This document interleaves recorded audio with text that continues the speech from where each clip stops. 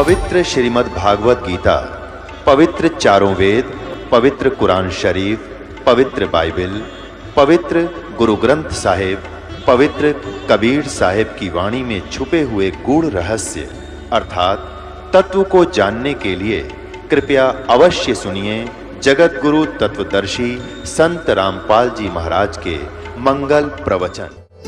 जो 3 मंत्र का जाप हम करते हैं, अब यहाँ तक तो आपको बता दिया। ब्रह्मा विष्णु महेश की जो साधना हम करते रहे, इनका कर्जा उतर गया, इन्होंने एनओसी दे दी, हम त्रिकुटी पा गए।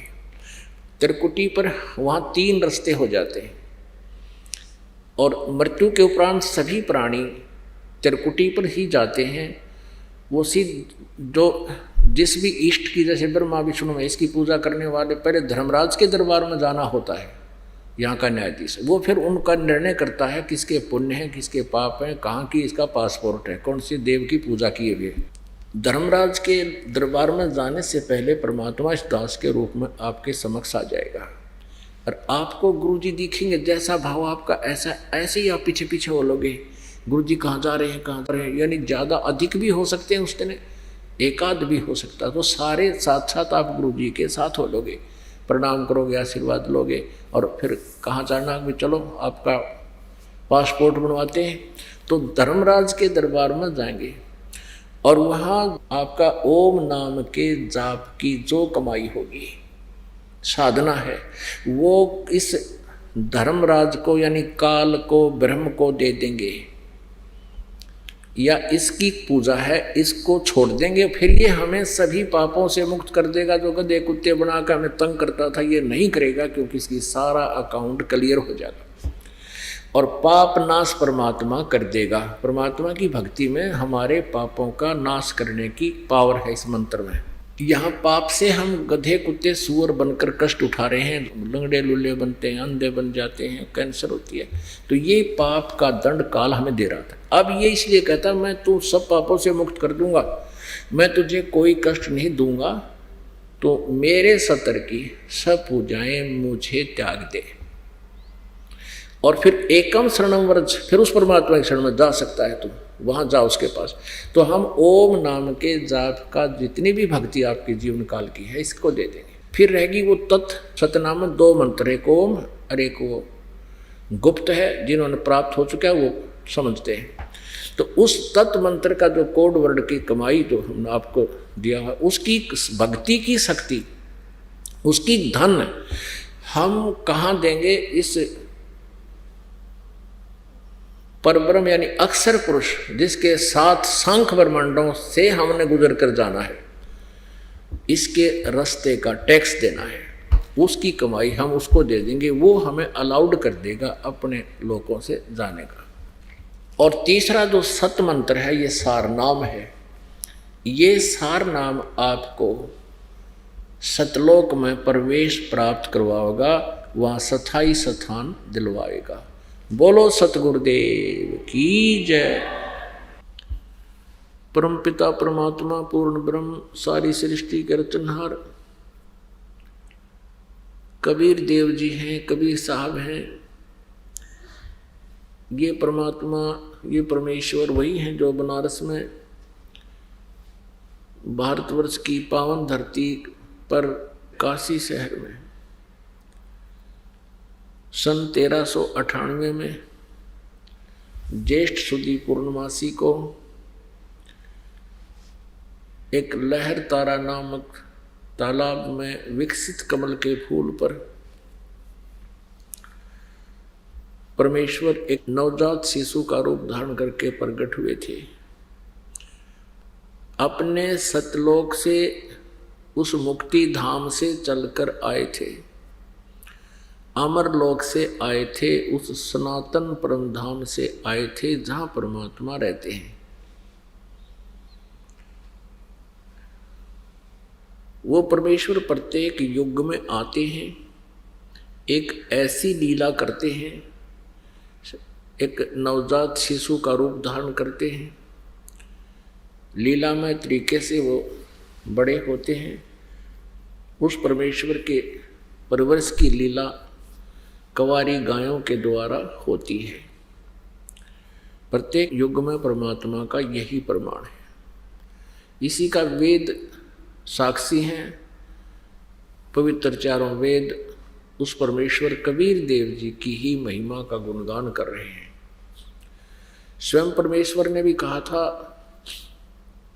अपने सच्चिदानंद घन ब्रह्म की वाणी में, अर्थात कबीर वाणी में कहा कि वेद मेरा भेद है, पर मैं मिलो वेदन से नाही, और जौन वेद से मैं मिलो ये वेद जानते नहीं। परमेश्वर ने बताया था कि चारों वेद मेरी ही महिमा का गुणगान करते हैं, मेरा भेद बता रहे हैं, मेरा ही रहस्य बता रहे हैं। लेकिन इन चारों वेदों में ऋग्वेद, यजुर्वेद, सामवेद और अथर्ववेद में मेरे पाने का तरीका नहीं है, वे ऑफ वर्शिप नहीं है, पूजा का मार्ग नहीं है। इसलिए जौन से वेद से, यानी उस सूक्ष्म वेद से, सच्चिदानंद घन ब्रह्म की वाणी से, जो परमेश्वर ने स्वयं आकर अपने मुखारविंद से उच्चारण की है, अपने मुख कमल से उच्चारण की है, वो कबीर वाणी, उसमें उस परमेश्वर के पाने की विधि है, तो वो सूक्ष्म वेद है। तो यहाँ परमात्मा ने कहा कि वेद मेरा भेद है, मैं मिलूं वेदन से नाही, और जौन वेद से मैं मिलूं ये चारों वेद जानते नहीं। वह सूक्ष्म वेद परमेश्वर ने स्वयं आकर ही यहाँ अपनी अच्छी आत्माओं को, उन वर्णीय आत्माओं को, भक्तों को, श्रेष्ठ भक्तों को बताया है। फिर उन्होंने लिपिबद्ध करवाया है, स्वयं परमेश्वर ने भी अपनी अमरवाणी में लिपिबद्ध करवाया, लिखवाया है। तो उस ज्ञान को जो आज तक हम अवॉइड कर रहे थे, ये कह करके ये तो कबीर जी की वाणी है, और ये चतुर लोग, ऋषि, नकली महर्षि और नकली डुप्लीकेट गुरु, ये कहा करते थे कबीर अशिक्षित है, ये ऊट पटांग बातें कर रहा है, इसको किसी सदग्रंथ का ज्ञान नहीं है, क्योंकि ये शिक्षित नहीं है। आज से 600 वर्ष पहले, 550 वर्ष पहले परमात्मा जब अपनी महिमा आप सुनाया करते थे, इन नकली अज्ञानी गुरुओं ने हमसे दूर रखा और परमात्मा के बारे में ऊटपटांग बातें बना करके हमें ही अपने परमात्मा का शत्रु बना दिया। 600 वर्ष पहले परमात्मा ने क्या बताया था? परमेश्वर कबीर जी ने बताया था कि ये तीनों देवा, ब्रह्मा, विष्णु, महेश जी, ये रजगुण ब्रह्मा जी हैं, सतगुण विष्णु जी, तमगुण शिव जी। इनकी भक्ति करने से मोक्ष नहीं होता, जन्म मृत्यु समाप्त नहीं होती। किसी भी कर्म का, कोई भी पाप के प्रारब्ध में जो पाप कर्म है, उसका नाश ये ब्रह्मा, विष्णु, महेश नहीं कर सकते। ब्रह्मा जी, विष्णु जी, शिव जी, ये तीनों नाशवान हैं। परमात्मा कहा करते कि दुर्गा इनकी माता है, ज्योति निरंजन ये सरपुरुष जिसने गीता जी का ज्ञान दिया, जिसे ब्रह्म भी कहते हैं, काल भी कहते हैं, ज्योति निरंजन भी कहते हैं, ये इनका पिता है। और ये चातुर लोग कहा करते थे कबीर जी झूठ बोलते हैं, ब्रह्मा विष्णु महेश का कोई माता पिता नहीं है, ये स्वयं ही स्वयंभू हैं, सर्वेश्वर हैं, महेश्वर हैं, मृत्युंजय हैं, कालज्ञ हैं, और यही पूजा के योग्य हैं। इन्हीं प्रभुओं की, क्योंकि ब्रह्मा जी की भक्ति पर, पूजा पर तो बैन लगा रखा था कि उसकी पूजा नहीं करनी। अब दो भगवान बच गए शेष, सतगुण विष्णु जी और तमगुण शिव जी। इनकी भक्ति और दुर्गा की भक्ति, इन तीनों देवताओं की, और फिर जो और आगे हमें बता दिया पितृ पूजा और इस तरह के भैरव भूत बेतालों की पूजाएं, ये और शुरू करवा दी। जबकि ये स्वयं स्वीकार करते हैं कि इन पूजाओं से मोक्ष नहीं होता। प्रारब्ध का जो क्रम है, संस्कार है, आप पर आपत्ति कोई आने वाली है तो ब्रह्मा विष्णु महेश उसको दूर नहीं कर सकते, वो बचाव नहीं कर सकते, क्योंकि ये स्वयं भी अपने प्रारब्ध के पाप कर्म को टाल नहीं सके, भोगना ही पड़ा। उदाहरण के तौर पर जैसे श्री विष्णु जी को नारद मुनि जी ने श्राप दिया था, किस समय, जिस समय नारद जी विवाह कराना चाहते थे और एक सुंदर लड़की, राजा की लड़की का स्वयंवर हो रहा था। नारद जी ने सोचा था कि मैं इतना हैंडसम नहीं हूं, हो सकता है मुझे लड़की पसंद ना करे, लेकिन शादी का डिटर्मिनेशन करड़ा कर लिया, अवश्य ब्याह करवाऊंगा। जबकि हफ्ते पहले यूं कह था कि मैंने माया जीत ली, मैं अब इंद्रियों के वश नहीं रहा, क्योंकि मैंने बहुत दिन तक तपस्या करके अपने आप साध लिया है, अब मैं इंद्रियों से ऊपर उठ गया, वासना का नाश कर लिया। लेकिन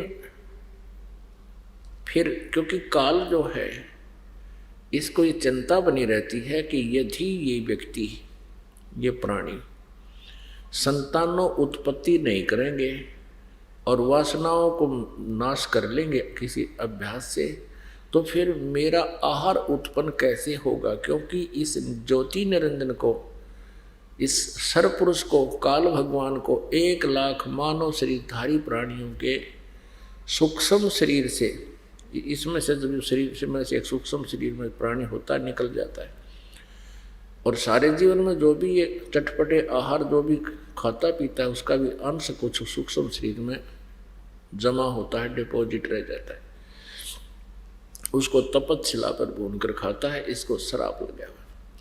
तो इसको यह बात अच्छी नहीं लगती कि कोई अपनी इंद्रियों पर काबू करके संतानों उत्पत्ति ना करे।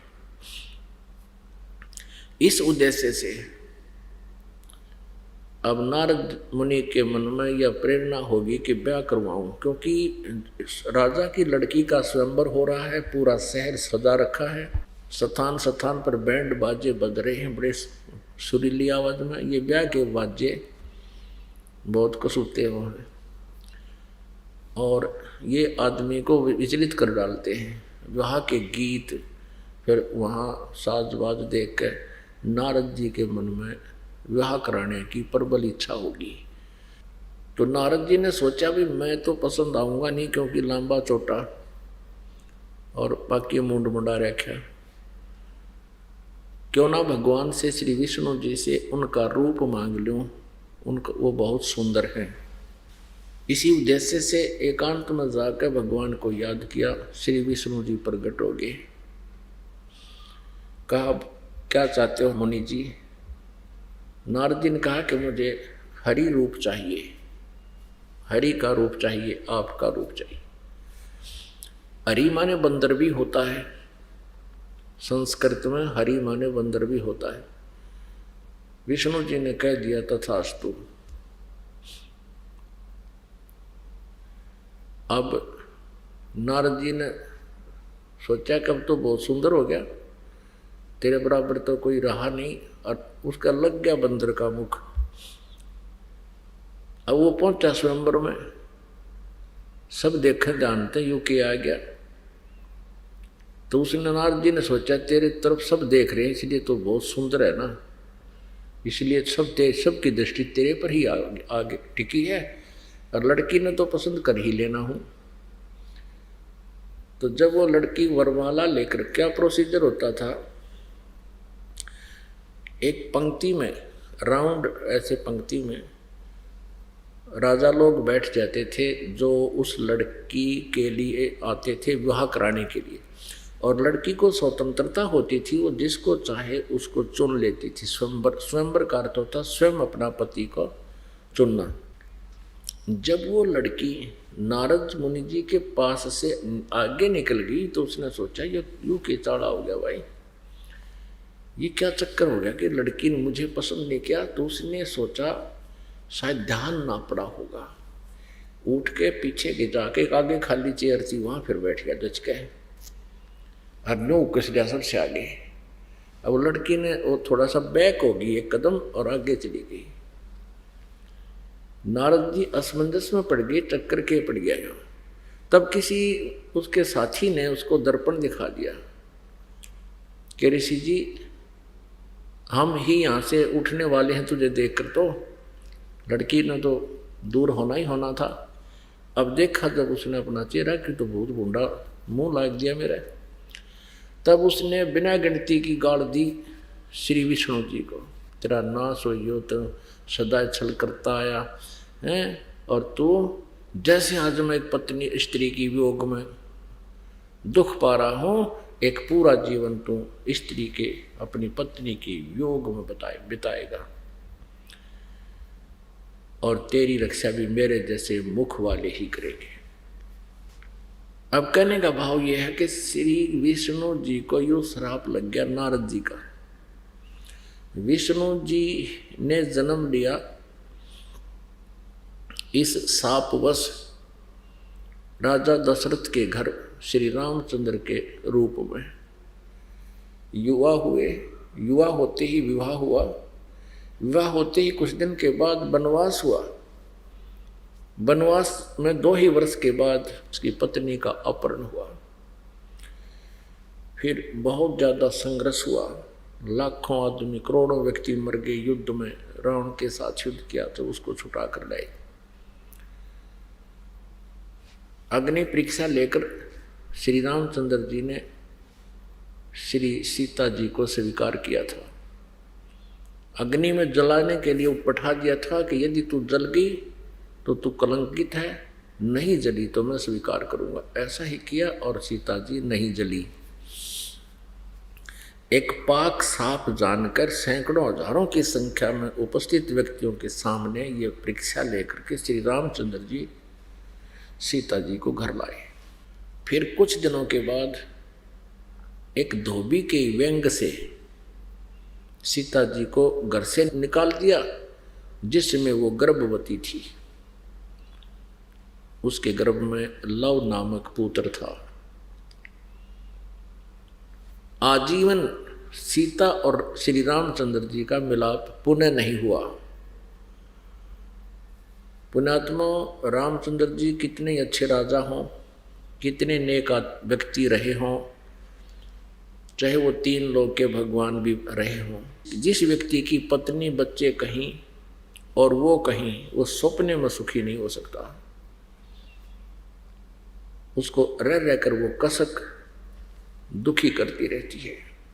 तो इस प्रकार पूरा जीवन श्री नारद जी के शापवश अपनी पत्नी के वियोग में श्री रामचंद्र जी ने व्यतीत करना पड़ा। अर्थात श्री विष्णु जी उर्फ श्री रामचंद्र जी अपने भी पाप को, अपने भी श्राप को नहीं नाश कर सके तो औरों का ये कैसे कर सकते हैं? साधकों का पाप नाश, श्राप नाश कैसे करते हैं? अभिशाप को चाहे श्राप को हो, फिर प्रारब्ध कर्म ही होते हैं। ये जो श्राप वश भी जो भोगना होता है, ये प्रारब्ध कर्मों में भी आता है, क्योंकि पूर्व के जो श्राप होते हैं वो प्रारब्ध में लिखे जाते हैं। फिर श्री रामचंद्र रूप में जब श्रीलंका पर युद्ध करना था, बाली को धोखा देकर मारा था एक वृक्ष की ओट लेकर, क्योंकि जो सुग्रीव का भाई था बाली, उसमें एक ऐसी सिद्धि शक्ति थी कि आमने सामने जो युद्ध करता था सामने वाला, उसकी आधी पावर अपने अंदर खींच लेता था, शत्रु कमजोर पड़ जाता था। श्री रामचंद्र जी ने पहले तो आमने सामने युद्ध करने की चेष्टा की, लेकिन देखा कि ये तो बात बिगड़ेगी, तो वृक्ष की ओट लेकर तब तीर मारने शुरू किए, बाली का वध किया। तो बाली ने कहा कि तू सूरवीर था तो सामने आता, और जो तूने मेरे साथ धोखा करके मुझे मारा है, क्योंकि युद्ध में आमने सामने ही लड़ने वाला चाहे वीर गति को प्राप्त होता है तो स्वर्ग जाता है, नहीं तो उसको कष्ट भोगना पड़ता है।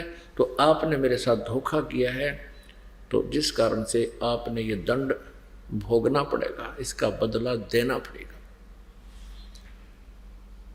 वही tit for tat Shri Vishnu ji Shri Krishna ji रूप में देवकी जी के गर्भ से जन्मे, और अंत समय में उनके पैर में श्री कृष्ण जी उर्फ विष्णु जी के पैर में एक शिकारी ने विषाक्त तीर मारा, जिससे श्री कृष्ण जी का वध हुआ। पुण्यात्मा दुर्वासा जी ने श्राप दिया था कि यादव कुल का विनाश होएगा, और वैसा ही हुआ। श्री कृष्ण जी अपने विनाश को नहीं बचा सके, अपने कुल को भी नहीं बचा सके, और पूरे यादव कुल का विनाश हो गया। आपस में लड़कर मर गए। तो पुण्यात्माओं, परमात्मा परमेश्वर कबीर जी कहते हैं, तुम कौन राम का जपते जापम, और ताता कटे ना तुम्हारे तीनों तापम। तुम कौन भगवान का जाप करते हो जिससे तुम्हारे तीन ताप भी नष्ट नहीं हो सकते। तीन ताप के अंदर किसी के द्वारा श्राप दे देना, और किसी के द्वारा जंतर मंत्र कर देना, प्रेत व्याधा, किसी के द्वारा प्रेतों का छोड़ देना, ये तीन ताप के अंदर आते हैं। और भी कई प्रकार हैं इसके, अतिवृष्टि, अनावृष्टि, इस तरह की जो प्राकृतिक आपदाएं आती हैं, ये भी तीन ताप का ही कारण होती हैं।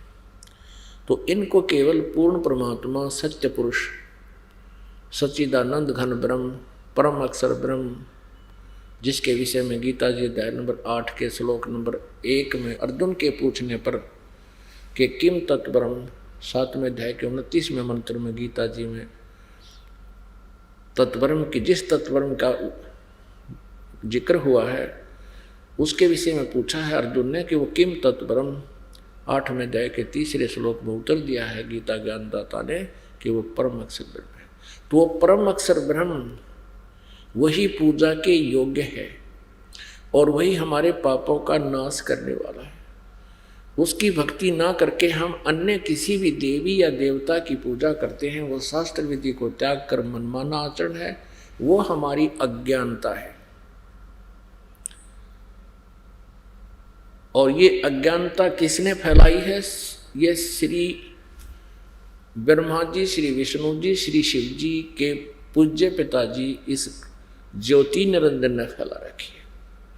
उद्देश्य इसका क्या है कि इन सभी प्राणियों को जो मेरे 21 ब्रह्मांड में रह रहे हैं, इनको अपने निज घर का ज्ञान ना हो जाए, इनको ये पता ना लग जाए कि सतलोक भी कहीं है और वहाँ सुख है, जन्म मृत्यु जरा मरण नहीं होता, जन्म मृत्यु नहीं होती, और कहीं ये यहाँ से निकलने का प्रयत्न ना करके भाग ना जावें, सतलोक ना चले जावें। इसलिए इसने सभी को मिसगाइड कर रखा है, भ्रमित कर रखा है, और भैरव भूत बैतालों तक सीमित करवा दिया। ब्रह्मा विष्णु महेश तक ही इन नकली गुरुओं ने जो काल प्रेरित हैं, इन्होंने हमें ब्रह्मा जी, विष्णु जी, शिव जी तक की महिमा सुनाकर इन्हीं को सर्वेश्वर बता दिया, जगत के गुरु, जगत गुरु बता दिया विष्णु जी को, और ये अजरो अमर बता दिया। श्री कृष्ण जी ही समर्थ शक्ति बता दी, ये पूर्ण परमात्मा है, ये सब पापों का नाश कर देते हैं। उदाहरण देते हैं गीता जी अध्याय नंबर 8 के श्लोक नंबर 66 का, कि सर्वधर्मान परित्यज्य माम एकम शरणम व्रज अहम तवा सर्व पापेभ्यो मोक्षामि मा शुच। अब इन अनुवादकर्ताओं ने और श्री कृष्ण जी के गुणगानकर्ताओं ने गीता जी के बारे में कह का पता नहीं, ये इतना अज्ञान दुनिया के अंदर ठोक रहे हैं, सुना रहे हैं। अभी तक आप जिससे भी प्रश्न करते आए हो कि श्रीमद् भगवद गीता जी का ज्ञान किसने कहा, तो ये तो वैसे प्रश्न ही नहीं उठता था कि कोई ये प्रश्न कर दे कि श्रीमद् भगवद गीता जी का ज्ञान किसने कहा। ये तो अंडरस्टूड माना जाता था कि श्री कृष्ण जी ने बोला। और ये चतुर और साथ में अज्ञानी गीता जी के अनुवादक और श्री कृष्ण जी के पुजारी, ये नकली गुरु संत महंत, इन्होंने पूरे समाज को मिथ्या ज्ञान सुना दिया कि श्रीमद् भगवत गीता जी का ज्ञान श्री कृष्ण जी ने युद्ध के मैदान में बोला, अर्जुन को सुनाया। श्री कृष्ण जी का गीता ज्ञान सुनाने में और महाभारत का युद्ध करवाने में कोई योगदान नहीं था, उनका कोई रोल ही नहीं था। श्री कृष्ण जी सतोगुण प्रभु हैं, दयावान हैं।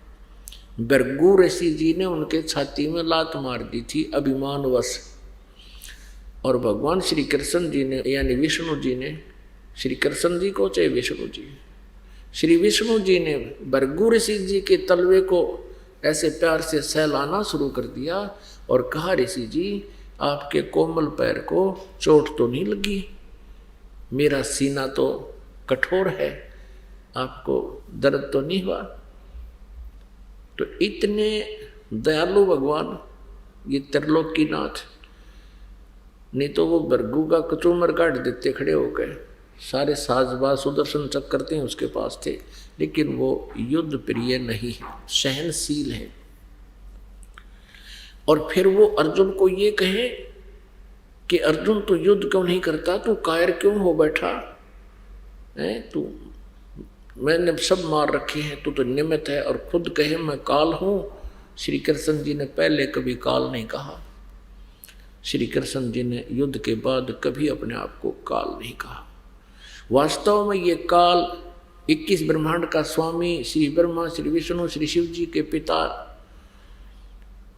ये काल, ये ज्योति निरंजन श्री कृष्ण जी के शरीर में प्रवेश कर गया और उसने फिर युद्ध करवाया और गीता वाला ज्ञान बोला। पुण्यात्माओं, यदि आपने परमात्मा चाहिए, अब समय आ गया है मोक्ष कराने का, सतलोक जाने का। अब ये समय परमेश्वर कबीर देव जी ने इसलिए सेलेक्ट किया था, कलयुग की बीचली पीढ़ी, कि इसमें सभी को शिक्षित करेंगे। और आज हम भारतवासी 99.99 जो है ना शिक्षित हो गए। पहले इसके विपरीत था, आधा प्रतिशत व्यक्ति ही गुरु और ये मार्गदर्शक आध्यात्मिक ज्ञान के ज्ञाता माने जाते थे, और वो उन्होंने जैसे भी हमें घुमा दिया झूठ कपट करके, हमने उनके ज्ञान को स्वीकार कर रखे। अब ये काल कौन है? गीता जी अध्याय नंबर 18 के श्लोक नंबर 66 में ये बोल कौन रहा है? वो कहता है कि सर्वधर्मान परित्यज्य माम एकम शरणम व्रज। ये काल बोल रहा है। गीता जी अध्याय नंबर 11 के श्लोक नंबर 32 में कहता है कि अर्जुन मैं काल हूँ और अब इन सब लोगों का नाश करने के लिए प्रवृत्त हुआ हूँ। तू युद्ध ना करेगा तो भी इन्हें मैं नहीं बख्शूंगा। तेरे को तो नियमित बनाना है, उठ और युद्ध कर। पुण्यात्मा याद रहे, श्री कृष्ण जी कौरवों और पांडवों का आपस में कंप्रोमाइज कराने के लिए बहुत प्रयत्नशील रहे। इतिहास बताते हैं, महाभारत बताता है, पवित्र महाभारत सदग्रंथ में ऐसा प्रमाण है। और उन्होंने कोशिश की कि युद्ध ना हो, और यहाँ तक ऑप्शन करवा दी पांडवों से कि तुम 5 गांव ले लो, आधा राज्य मत डिमांड करो, नहीं तो नाश हो जाएगा, विनाश हो जाएगा, आपस में कट के मर जाओगे, राज कौन करेगा? क्या पता युद्ध में तुम मारे जाओ या कौरव मारे जाएं, फिर राज्य कौन करेगा? तो ये बात साथ में ये भी श्री कृष्ण जी ने कह दिया था कि मैं युद्ध नहीं करूंगा, एक तरफ मेरी सेना होगी, एक तरफ मैं होऊंगा, और मैं हथियार भी नहीं उठाऊंगा। पांडवों के सामने एक समस्या खड़ी हुई कि श्री कृष्ण जी पांडवों का रिश्तेदार था, क्योंकि श्री कृष्ण जी की बहन सुभद्रा अर्जुन का ब्याही थी, सुभद्रा का पुत्र अभिमन्यु था। अब उनके मन में ये धारणा होगी कि यदि बंटवारा हो गया, हो ही रहा है तो होना ही है, आधे राजा उधर होंगे, आधे हमारे पास होंगे। अब हमने ये आशा थी कि श्री कृष्ण जी हमारे साथ होंगे, क्योंकि हमारे रिलेटिव हैं। अब इन्होंने खुद फैसला कर दिया, एक तरफ मेरी सेना होगी, एक की तरफ मैं होऊंगा। यदि हम सेना डिमांड करेंगे तो हमारे जैसा नीच नहीं, लेकिन हम सेना डिमांड नहीं कर सकते, हम तो श्री कृष्ण जी को ही मांगना पड़ेगा। अरे इन्होंने कसम उठा ली, प्रतिज्ञा कर ली कि मैं युद्ध नहीं करूंगा। तो पांडवों ने सोचा कि श्री कृष्ण जी की यह सलाह मान लेते हैं कि हम 5 गांव ले लेंगे। तो श्री कृष्ण जी से प्रार्थना कर दी कि जी हमें 5 गांव दिला दो, हम युद्ध नहीं चाहते। श्री कृष्ण जी ने कौरवों की सभा में जाकर यह संदेश दिया कि दुर्योधन 5 गांव दे दो पांडवों को, अब आपका जो बंटवारा हो गया और कंप्रोमाइज कर लो। अब दुर्योधन नहीं माना, कहते विनाश काले विपरीता बुद्धि।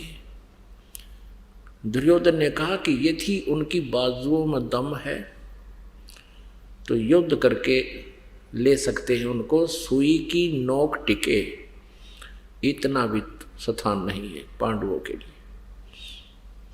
इस बात से श्री कृष्ण जी को बड़ा दुख हुआ और कई खोटी खरी सुना दी दुर्योधन को कि दुर्योधन तू पृथ्वी पर एक कलंक उत्पन्न हो गया, तू जो है इस धृतराष्ट्र का नाश करने के लिए उत्पन्न हुआ है, तो इंसान नहीं शैतान है। अरे कहाँ तो आधा राज्य, कहाँ 5 गांव, और ना जाने क्या हो जाएगा युद्ध में। इस बात से दुर्योधन दुख मान गया कि पांडवों का रिश्तेदार होकर हमारे को जलील कर रहा है। उसने अपने योद्धाओं से कहा कि इसको कैद कर लो, कृष्ण को कैद कर लो, डाल दो जेल में। पहले यहीं से शुरू होता है। तो श्री कृष्ण जी ने अपना विराट रूप दिखाया, महाभारत प्रमाण है, प्रत्यक्ष वो उसका साक्षी है। श्री कृष्ण जी ने अपना विराट रूप दिखाया, जिससे कौरवों की सभा में उपस्थित लोग उनके उस तेज को सहन नहीं कर सके। एक बार देखा, सब घबरा गए, कोई इधर बढ़ गया, कोई इधर बढ़ गया। श्री कृष्ण जी वहां से निकल आए तो पुण्यात्मा युद्ध की तैयारी होगी। आमने सामने सेना इकट्ठी होने लगी, कुछ इकट्ठी हो चुकी थी, कुछ आ रही थी, क्योंकि दूर देशों से आना था, सभी ने सैनिक आने थे। अर्जुन ने कहा कि भगवान श्री कृष्ण जी को, क्योंकि उनके रथवान थे, सारथी थे, मेरे रथ को दोनों सेनाओं के बीच में खड़ा कर दो, मैं देख लूं मैंने किसके साथ युद्ध करना है, मेरे सामने टिकने वाला कौन योद्धा है।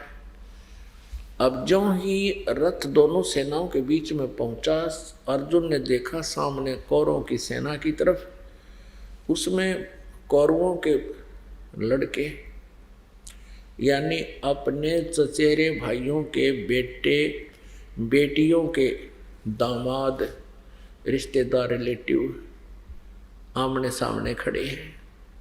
तो अर्जुन ने सोचा, कल तक तो इन छोटे छोटे बच्चों को, दुर्योधन और दुशासन के बच्चों को हम सीने से लगाए घुमा करते थे, क्योंकि एक ही दादा की संतान, चाचे ताऊ में घना अंतर नहीं होता।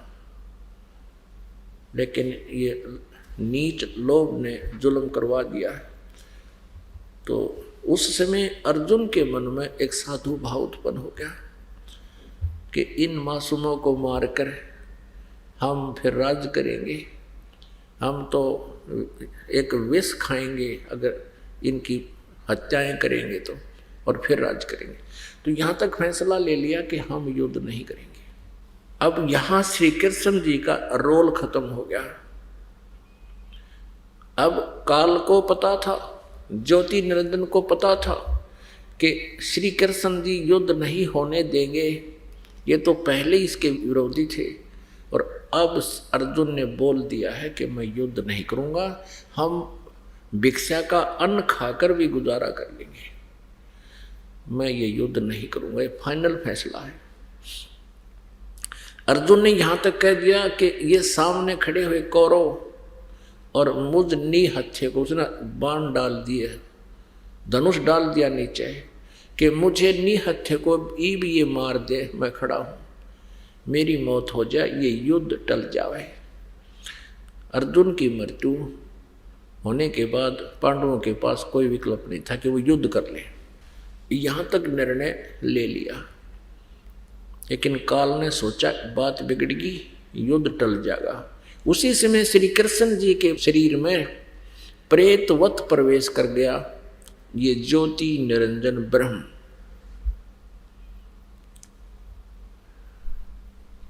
पुण्यात्माओं, यह थोड़ा सा प्रमाण देते हैं वो कैसे धोखा करता है, कैसे प्रवेश करता है।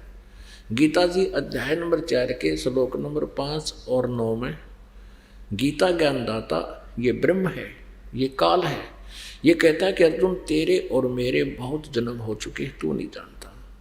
9वें श्लोक में 4थे अध्याय के में कहा है कि अर्जुन मेरे जन्म और कर्म अलौकिक हैं।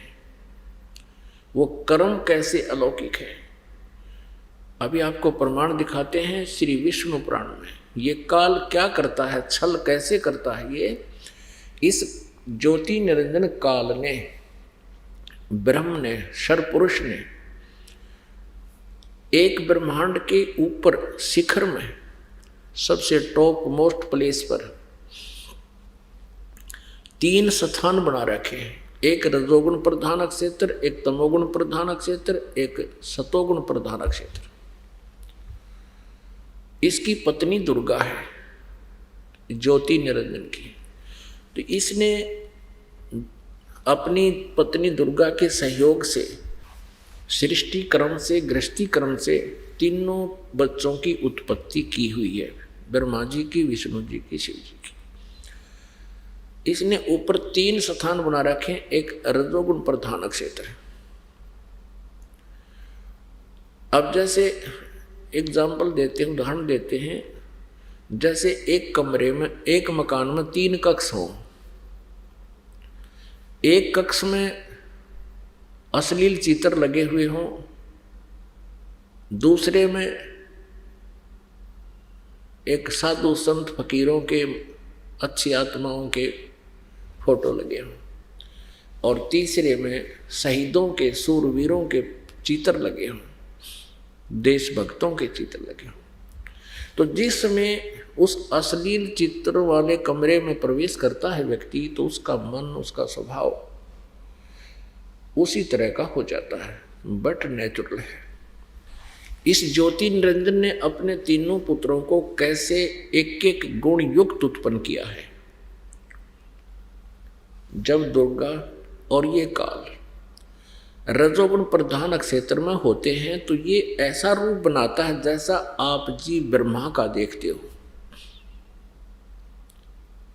जैसा आप जी ब्रह्मा का रूप देखते हो ऐसा रूप बना देता है, और अपनी पत्नी दुर्गा को सावित्री रूप में रखता है। इन दोनों के संयोग से जो पुत्र उत्पन्न होता है उसी का हम सकल हो जाता है, हम रूप हो जाता है, समरूप हो जाता है। जब ये पुत्र उत्पन्न हो जाता है, इसको कोमा में डालकर उसकी परवरिश जारी रखते हैं, इसको अचेत रखते हैं जब तक ये युवा होता है। उसके बाद ये दूसरे सतोगुण प्रधान क्षेत्र में चले जाते हैं। तो जिस कक्ष के अंदर साधु संत फकीरों के चित्र लगे हों तो वहाँ अपने आप मन एक विशेष शांति महसूस करता है।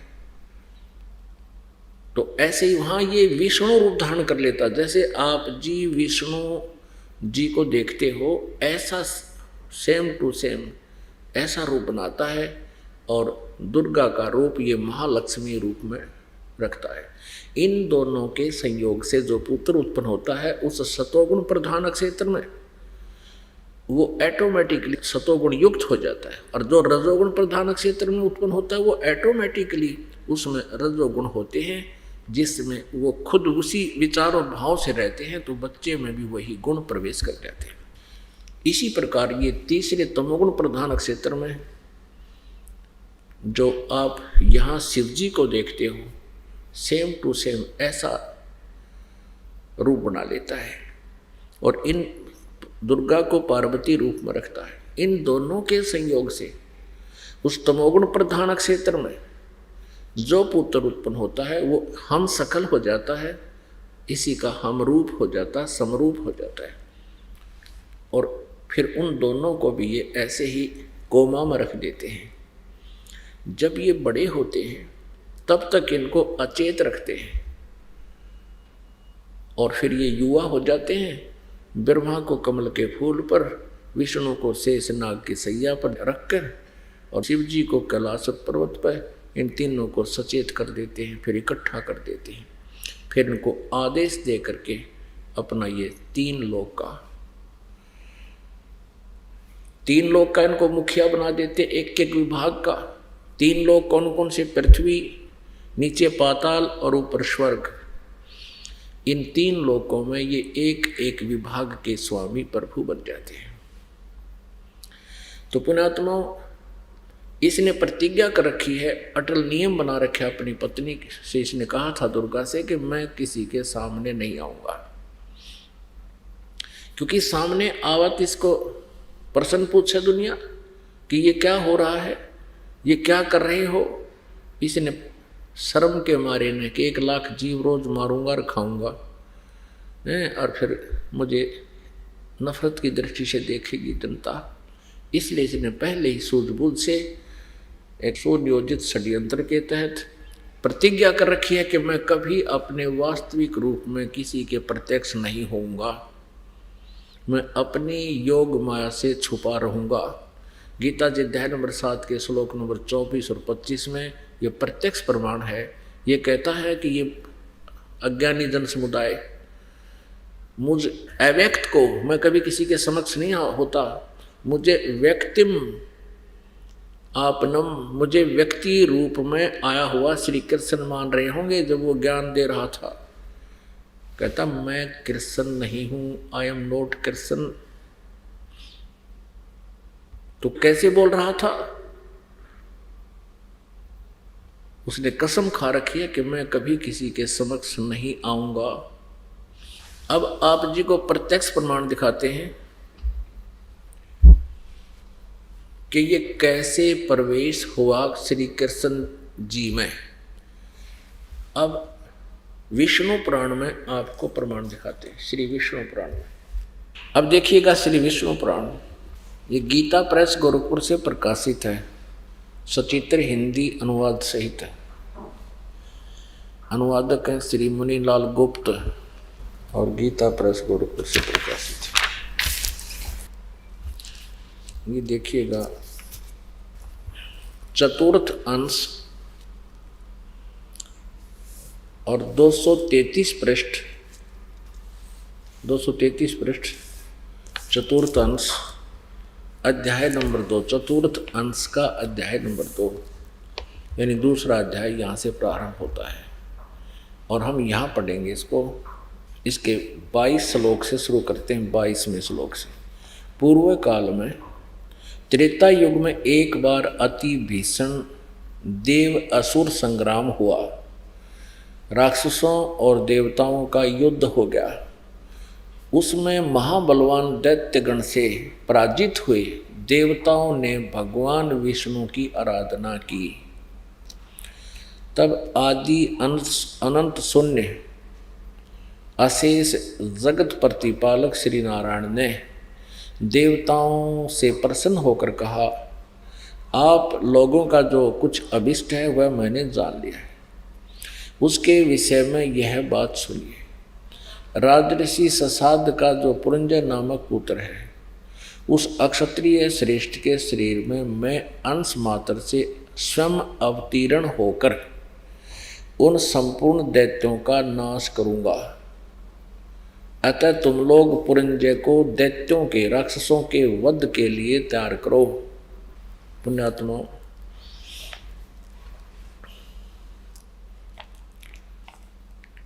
अब ये कैसी लीला करता है, ये काल कैसे धोखा देता है।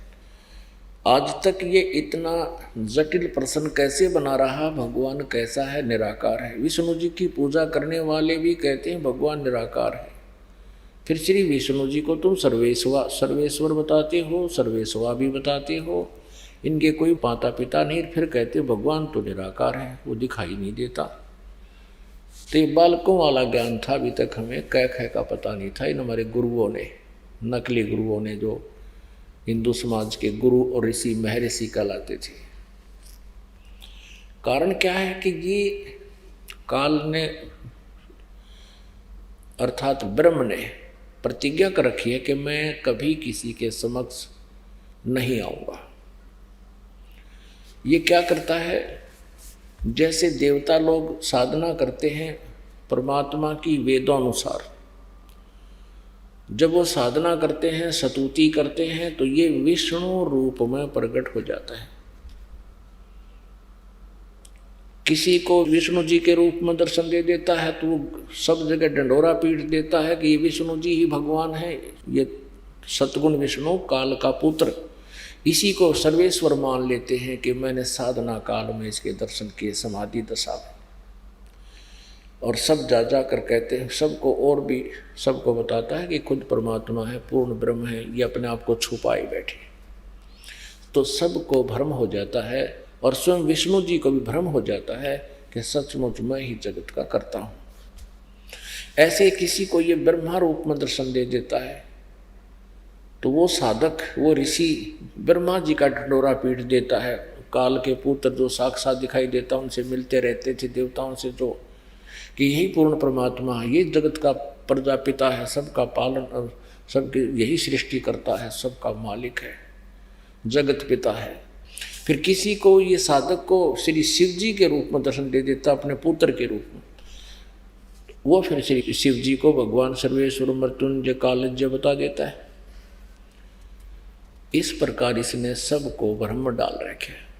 अब इन्होंने स्तुति की विष्णु जी की, किन्होंने, देवताओं ने। ये राक्षसों से हार गए थे, भाग गए थे, कहीं छुप गए थे, और विष्णु जी की स्तुति की तो ये काल पहुंच गया श्री विष्णु रूप धारण करके, ये ब्रह्म पहुंच गया। इसने क्या कहा कि जो राजऋषि ससाद का जो पुत्र पुरंजय नाम का है, वो अक्षत्रिय है, उसको तुम तैयार करो युद्ध के लिए, तुम्हारे समर्थन में, तुम्हारे पक्ष में। फिर मैं उस पुरंजय के शरीर में भूत की तरह प्रवेश करूंगा, जैसे श्री कृष्ण में प्रवेश कर गया। और ऐसा ही हुआ, उसमें प्रवेश हो गया, दैत्यों का नाश कर दिया। फिर 242 पृष्ठ पर ये कति क्लियर करता है कि मैं कैसे प्रवेश होता हूं, कैसे लीला करता हूं। ये देखिएगा, चतुर्थ अंश वही विष्णु पुराण, ये श्री विष्णु पुराण है वही, और ये चतुर्थ अंश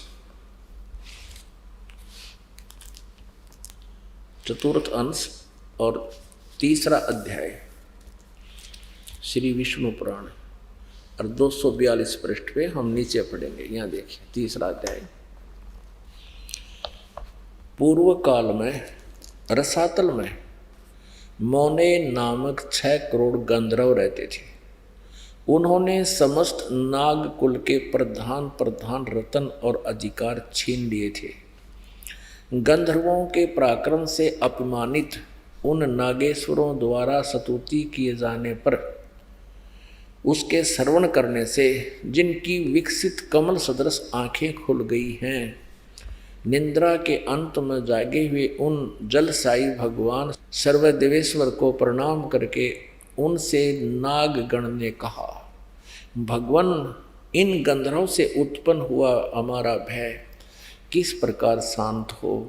तब आदि अनंत रहित भगवान पुरुषोत्तम ने कहा, योनासव के पुत्र, योनासव का जो पुत्र मानधाता है और मानदाता का जो यह पुरकुत्स नामक पुत्र है, उसमें प्रविष्ट होकर मैं, उसमें प्रवेश करके भूत की तरफ प्रवेश करके, जो पुरकुत्स नामक पुत्र है उसमें प्रविष्ट होकर मैं उन दुष्ट, संपूर्ण दुष्ट गंधर्वों का नाश कर दूंगा। कति कंसेप्ट क्लियर हो गया। उस पुरकुत्स नामक पुत्र है उसमें प्रविष्ट होकर मैं उन संपूर्ण दुष्ट गंधर्वों का नाश कर दूंगा। अब पुण्यात्माओं, ये सारा रहस्य अपने सदग्रंथों में विद्यमान है और ये अज्ञानी श्री कृष्ण के भगत, विष्णु जी के भक्त, शिव जी के भक्त जो गुरुजन थे, ये हमें यथार्थ ज्ञान नहीं बता सके और आज तक हमें काल के जाल में फंसाए रखा। तो पुण्यात्माओं, ये स्पष्ट हो गया कि ये इस प्रकार श्री कृष्ण जी में प्रवेश कर गया। ये कहता मेरे जन्म और कर्म अलौकिक है, ये ऐसे कर्म करता है, यह किसी के सामने नहीं आता। देखिएगा श्रीमद् भगवत गीता जयदयाल गोविंद द्वारा ये अनुवादित है। ये जयदयाल गोविंद का, इसके अपने साइन है, इसमें गीता प्रेस गोरखपुर से प्रकाशित है। अब इसके 7वें अध्याय का 24-25 श्लोक आपको सुनाते हैं। ये देखिएगा, अध्याय नंबर 7 श्रीमद् भगवत गीता, अध्याय नंबर 7 श्लोक नंबर 24 में, बुद्धिहीन पुरुष मेरे अनुतम अविनाशी परम भाव को न जानते हुए, अनुतम माने अनुतम, स्पष्ट लिखा है। संस्कृत में भी अनुतम है, अनुतमम, और इसमें भी अनुतम। अनुतम का अर्थ चौथी कक्षा का बच्चा बता देगा, अश्रेष्ठ घटिया। ये कहता है कि मेरा एक अनुतम अविनाशी यानी अटल नियम है, भाव है कि मैं कभी किसी के सामने प्रकट नहीं होता। जब एक सारी सृष्टि का कर्ता और पिता अपने बच्चों से छुपा है तो उसमें कोई दोष है, ये घटिया नियम ही कहा जाता है। अव्यक्तम माम व्यक्तिम आपनम मन्यन्ते, मन्यन्ते, ये तीनों ने अज्ञान कर रखा सारा। अव्यक्तम, मुझ अव्यक्त को, मुझ अव्यक्त को ये व्यक्ति भाव प्राप्त हुआ मानते हैं, मुझे ये कृष्ण मान रहे हैं, आई एम नॉट कृष्ण।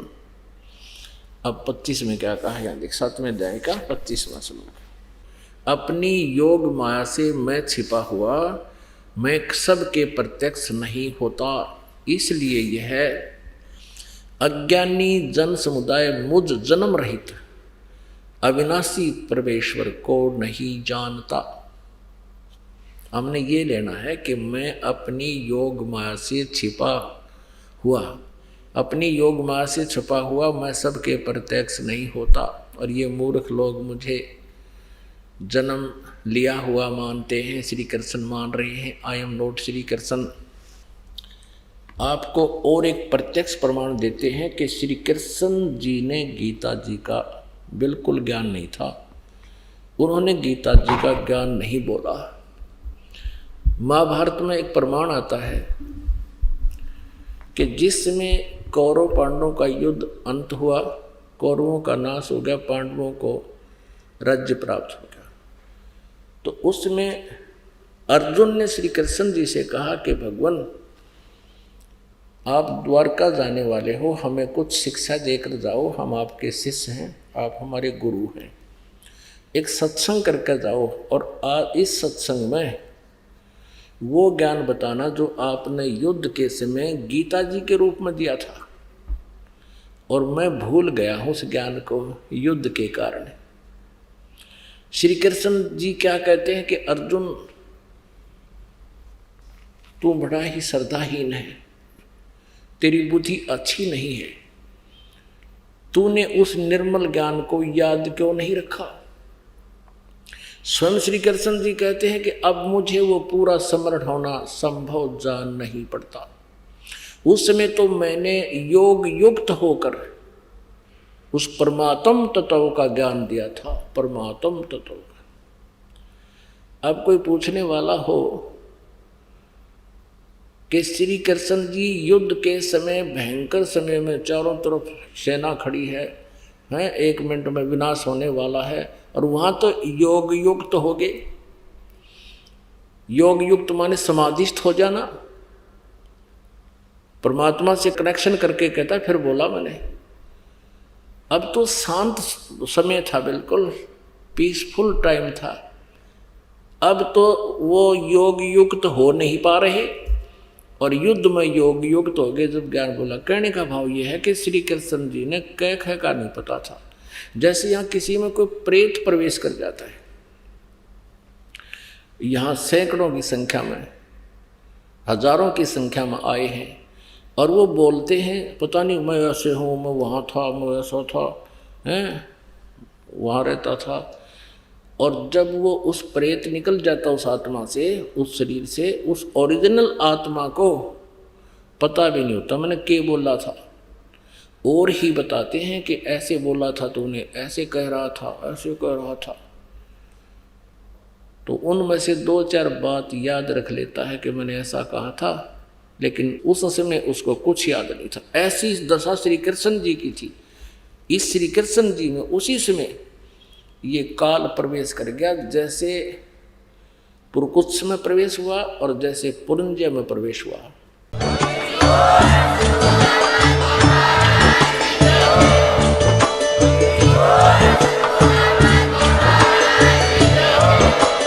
आप सुन रहे थे जगत गुरु तत्वदर्शी संत रामपाल जी महाराज जी के मंगल प्रवचन। अधिक जानकारी के लिए विजिट कीजिए हमारी वेबसाइट www.jagatgururampalji.org। संत रामपाल जी महाराज जी के शुभ आशीर्वाद से पूरे विश्व भर में 500 से भी ज्यादा नाम दीक्षा केंद्र हैं, जिन पर संत रामपाल जी महाराज जी द्वारा ऑनलाइन निशुल्क नाम दीक्षा दी जा रही है। अपने नजदीकी नाम दीक्षा केंद्र का पता करने के लिए संपर्क करें 8222880541।